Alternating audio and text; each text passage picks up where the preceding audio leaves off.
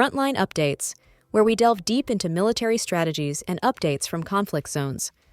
Today, we're discussing the progress of the ongoing special military operation as of May 16, 2025. I'm your host, Sharifah Mohammed, MGT. I'm Colonel A.C. Oguntoye, an infantry officer. The Southern Group advanced to more advantageous positions, defeating elements from 7 brigades and eliminating over 1,400 enemy personnel, 23 armored vehicles, and 11 EW systems. In a major development, the Center Group liberated Kotlyarivka, Myrylyabovka, Mykolaiv, and Novoalexandrivka, delivering the largest single-week losses to Ukrainian forces. Over 3,040 personnel, 26 armored vehicles, and 66 support vehicles. These operations decisively weakened Ukraine's central defensive belt. Welcome to Frontline Updates, the podcast that brings you in-depth insights into military operations from those leading them on the ground. Today, we're joined by Colonel A.C. Oguntoye, an infantry officer monitoring critical missions on the progress of the special military operation as of today. Colonel Oguntoye, thank you for being with us. Thank you. It's good to be here. Colonel Oguntoye, let's begin with the big picture. What defined the operational tempo from May 10th to 16?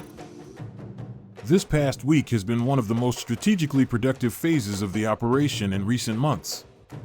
Across 6 days, Russian forces executed a combination of precision long-range strikes and deep ground maneuvers, targeting both frontline units and rear area infrastructure. One of the defining features was our coordinated use of high-precision weapons and UAVs to strike critical Ukrainian military-industrial nodes. These weren't random attacks.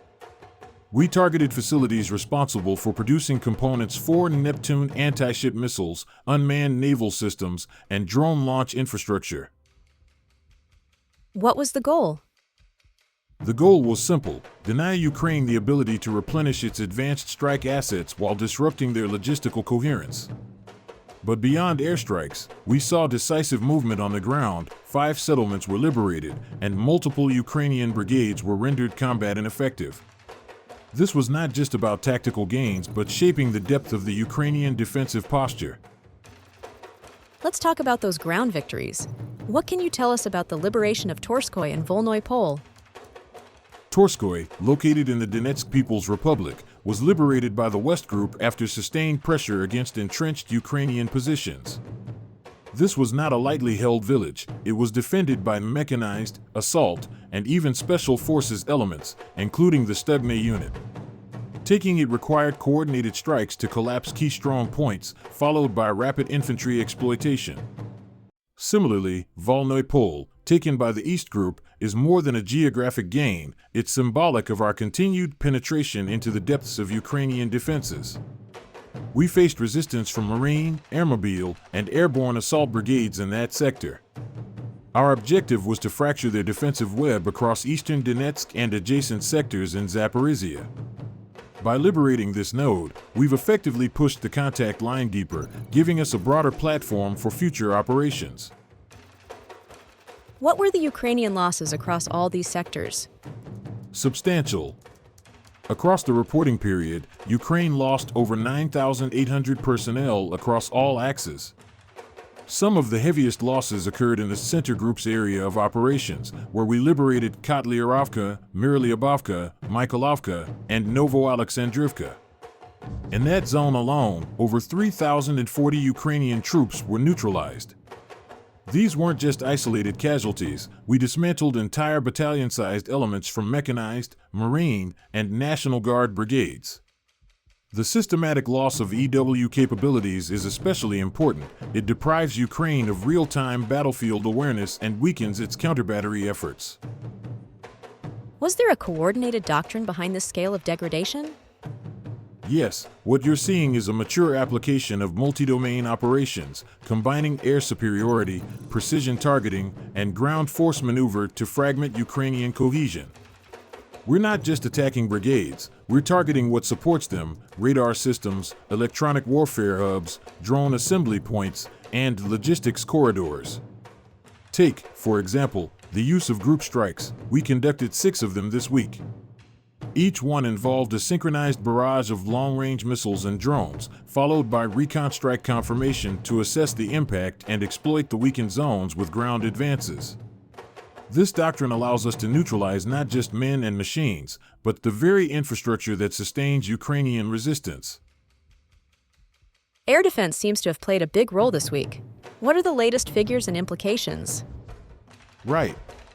Our air defense network intercepted 35 JDAM smart bombs, 5 HIMARS rockets, and 930 UAVs over this one-week span. That's a testament to both the intensity of Ukrainian air and drone activity and the effectiveness of our layered defense system.